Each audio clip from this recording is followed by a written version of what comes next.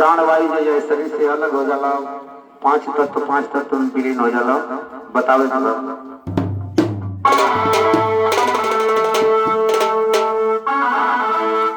कि कोहरा अजब बनवले के बखरिया कोठरिया आए दस दरवाजा के रचना। तो कोहरा अजब बनवले माटी के बखरिया कोठरिया दस दरवाजा के रचना।